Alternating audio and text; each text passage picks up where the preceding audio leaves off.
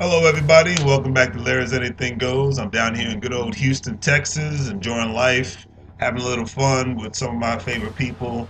And it's always nice to get away from the reality that you live in and continuously work hard to get towards the reality that you want to live in. And that's what it's all about. And that's what I'm all about. And I hope that's what you are all about, all at the same time. Today, we're going to be talking about a very simple topic that I don't think is talked about enough, and it's called the simple life. A lot of people do live the simple life, but you have this internal war, or I won't even say war, let's say conflict of people that like to look down on people. I call it the high school complex, that like to live a simple life, that don't, aren't obsessed with living in overpriced, outrageous homes that they won't even really get to enjoy on a regular basis. Fancy cars that are just depreciate the moment you buy it, and an exuberant amount of education that 50 to 70% of that information could just be obtained by watching a YouTube video or reading a book. Um, People are so in tune, or not in tune, but obsessed with this status nonsense, I call it, and it falls into high school mentality, the jocks and the cheerleaders and biggity blah blah blah. But the simple life is a great life, and I see that there's a big movement to move towards more of a simple life, because I think more and more Americans are just not only are they not impressed with the whole I got to have more and more and more as far as materialistic nonsense, but they're just not impressed with having huge credit card debts and student loan debts and mortgages for something that they don't even really get to enjoy that often, and they're not really in the business of try to impress people. So that's how I look at it, and I think most reasonable adults don't try to impress people, don't try to fit in. It never works out in your best interest. You might think it does, but it really doesn't. But for the last 20 years, you've had a lot of people that they bought the houses with the big picket fences, as you see here. Nothing wrong with that, but that was a time period where people couldn't, one, they didn't have to commute as much as they do, like they do today in most major cities, to work. um, the cost of those houses weren't as crazy as they are now. And this is, I'm talking in every state of the United States. I'm not just talking about in Northern Virginia area, the DMV area. Um, and another great thing to think about when it comes to these houses, you didn't have the student and credit card loan crisis that you have today all at the same time. So they, now obviously those times you had crises, but you did not. The amount of debt that people were in during those days does not compare to the amount of debt that most people are in nowadays. And the biggest thing with not being in so much debt is falling in the category of downsizing. Downsizing is your best friend. I do it without even thinking about it. And I mean, great example, the shirt that I have on right now, the Mr. Bazinga from Sheldon, had it since 2013, didn't even realize it. you know, but that's just one great example of not continuously buying uh, a lot of crap that you just don't need. I mean, the cars, I have two older vehicles right now, and I've had them for like the last almost 12 years now. And I'll buy a new vehicle, a new used vehicle when the time is right. But, trying to impress people that I don't even know or I don't even like, not really in my best interest. And another great thing during this time period, more people had the luxury of having more pensions, having Social Security. Now Social Security is still around, but there's remnants and evidence and rumors, all the above, of it won't even be around for people to enjoy it, for my generation, the millennial generation, and the other generations to really enjoy it, but they'll continuously pay into a system that they won't be able to enjoy. So, you know, today's worker, for the most part, if today's worker is not the most, if they are not the most financially literate and savvy person out there, then they are sincerely screwing themselves financially. And they don't even realize it, because whatever 401k package or Social Security plan you might have in place, it's not going to be able to take care of you when you get older. And it's just a reality that a lot of people don't want to deal with and just address. So, but that's just another story. Now I go back to downsizing 101. Don't have an out overpriced size house. Two, if you're going to get student loan debt, obtain it in a degree that you know is going to produce a decent amount of money, and then use that decent amount of money for you to enjoy your career and all that great stuff, but invest in some sort of a business and purchase more assets. 101. 101. Have a smaller house, have a decent sized car that's affordable and not just a luxurious so you can look good in front of somebody. You know, forget all that nonsense. That's my personal opinion. Take it how you want to take it. I'm just being real with you all. Downsize when it comes to things of that nature. And if you're going to have something that's an enormous size house, make it profitable, for crying out loud. Make a guest house outside of the house, or a part of the house where you can cut off from your house so you can at least rent that part of your house out or utilize it with Airbnb. You know, if you're going to have a nice car, you know, have an old car and use the nice car for, you know, whenever you want to, and then utilize it for not Airbnb, but Uber and Lyft, or any other services that are out there. But make it an asset, something that's going to produce money, and then use that money to make more money. It's a simple paradigm. It's the new paradigm for a lot of people, especially for me. That's what we need to be doing. More assets, less stuff. The minimalist movement is real. I am all about it, and I speak passionately about it because I never even realized I was a minimalist until I started looking around me, one, and then two, looking at others, and then three, just listening to TED Talks. I mean, it's a real thing.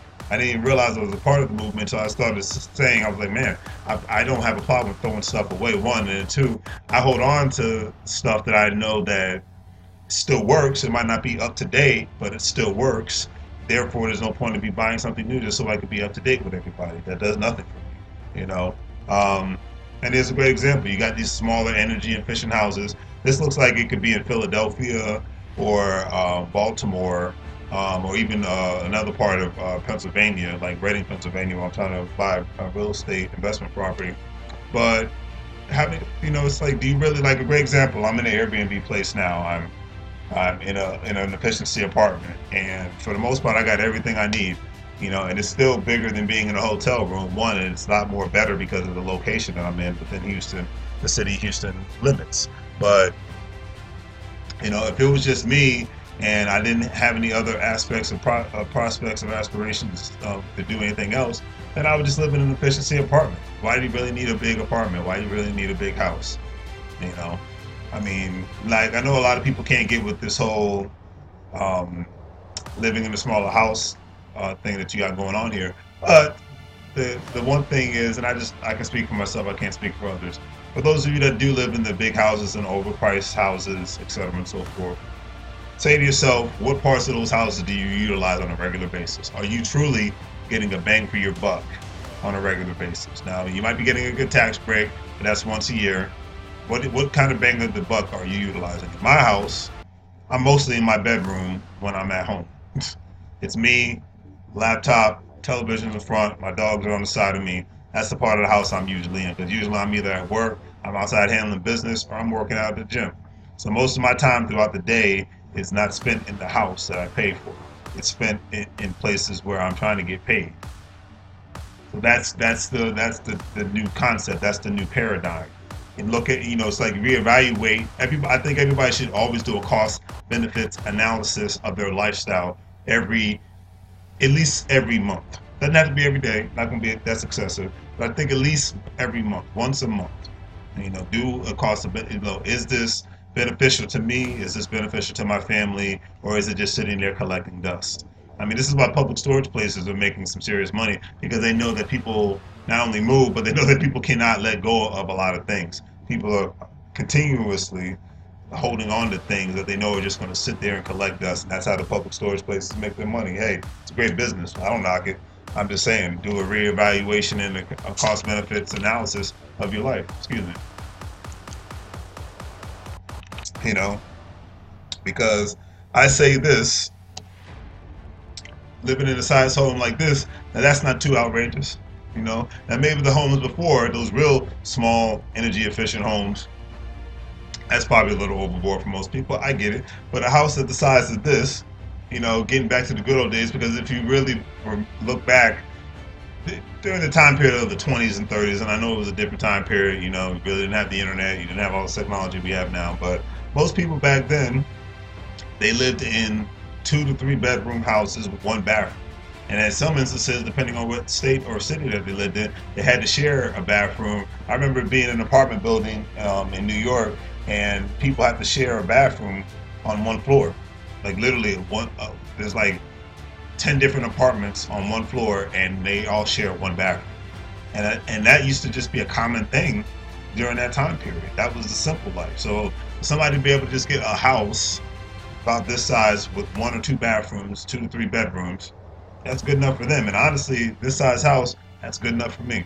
You know, and for you parents out there, you know, how long? It's nice to have that house, but how long do you think your kids are really going to stay there once they've reached a certain age? They're going to want to leave the nest and go out and see the world. You know, they might not want to come back as far as to live. They'll come back to visit. And you know, I know I've heard parents say, "Well, I want my kids to be able to have their own room." Tell those fools to sleep on the sofa, or tell them to go get an Airbnb. You know, we'll talk about your life here from a financial standpoint, because you know, the simple life to me is just it's a simple paradigm. Less stuff.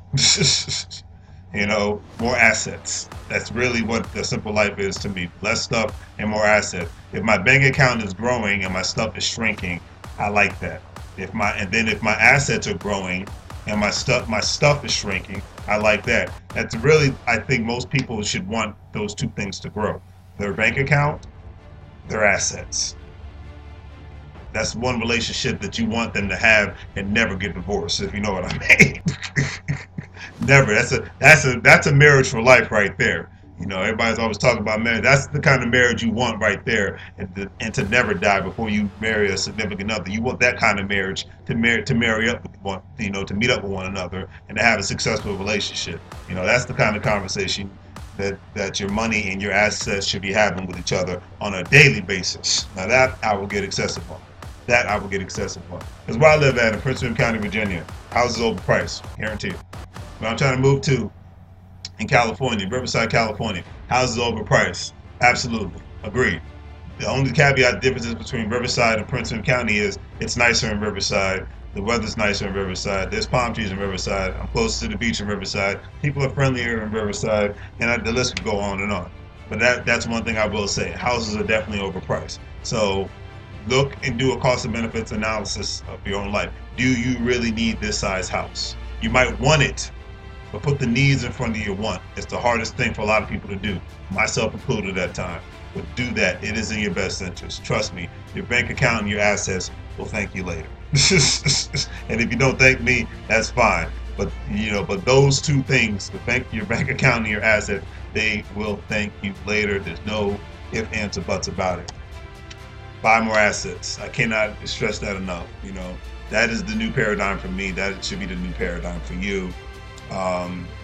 And the thing is, a lot of people say, well, I can't buy more assets because I got my car note. Pay the car off. Don't buy a new car until like the car is on its last leg. Use that money you would utilize on a car payment and put it into assets. And I say put like 15% of it in the bank and put the rest of it in assets. Because that's another thing. One person that some people like, some people don't like, Damon Dash. Very iconic individual, but he has the greatest entrepreneurial mindset. A lot of people don't like his directness, but hey, I always say, if you're going to be real with me, then I can respect that. I might not like what you say, but I can at least respect it because I'll just be real with you right back. He says he uses the simple it's not complex, but the simple mindset and lifestyle of this. Earn money, put it in something to make more money. Earn money, put it in something to make more money. Continuously put it out there to make more money. He even says, and this is the first time I ever heard somebody say, he says saving money is for suckers.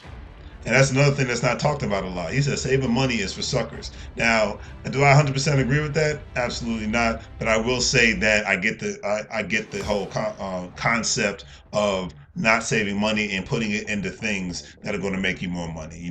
That's the whole mindset of having more assets. Yes, it's nice to have money in your bank account, but I say have less money in your bank account and put money in assets. because then that's going to continuously put more money in your bank account. And whether it's stocks or bonds or business, that's just in your best interest. And I implore you all to do it at your earliest convenience. Because most people throughout the United States don't really have these discussions on a regular basis. They just pop culture is always the simplest discussion out there, so people want to have it. People like to keep it simple when it comes to those kind of discussions. And hey, that's your personal business, but one thing I've noticed throughout small towns and rural areas of the United States, can't speak about other parts of the world, is that debt is not on the menu. And when I say debt is not on the menu, I mean the smaller population have big mortgages. The smaller population has car payments, or outrageous car payments. But in a lot of smaller towns, they do a smart thing. Now they'll put their money into businesses. You go to a small town, you're going to see a small business or small businesses. Okay, you see a big business every now and then, but you're going to see small businesses. But more and more of these people in these towns can do this great thing. Why? Because a lot of them don't have mortgages, because they're living in houses that have been passed down from generation. A lot of them don't have car notes because they have vehicles that have been passed down from generation. That can become having an old car with no car note could become an asset, because then that's more money that you can put into something else. Having a house, I know most people would love to jump on board if they did not have to pay a mortgage and did not have to pay rent. And I know people was like, but I have to pay personal property taxes on the home. Well, if you open yourself a business and you make monthly payments on that, the business owners get the hugest tax breaks in the United States. It's been like this for a long time. It's not a crazy concept. And a lot of people in smaller towns can do this because they live simpler lives, and that's the thing. Like, you see, even in a lot of big cities, people are getting back to the simple life. I mean, I've been walking around Houston and I don't see people, probably it's because it's the middle of August, but I don't see people walking around trying to impress anybody and trying to wear the most fanciest stuff. They're wearing shorts and t-shirts and sandals because it's hot, and it looks like they're putting their money and their time into something that's going to be a lot more beneficial than trying to look good and impress people. So, and that's one thing I would say I like about my generation for the most part. We're trying to get back to those kind of values that I can respect and get with, because having a bunch of fancy crap just doesn't do nothing. I think the only thing that millennials care about having something fancy might be from a technological standpoint, like a MacBook Pro. They want something faster, but the majority of the times they want it faster, it's because of school, it's related to school, or it's most likely it's related to their business, because that's how I look at buying a newer, faster computer. It's related to my business, so therefore it's going to help me out in the long run. So that I look at that as an investment, not just to, try to impress somebody. So I look at it like that. And it's just a simple concept of open a business. I mean, there's no other way to put it. Open a business, whether, you don't have to do it by yourself, do it with some people if you have to, but open a business, because at the end of the day, the moral of this video is this, before I end it off, is I will say one thing. You have to always be ready and willing to change up your thought process nowadays, and then definitely in the future.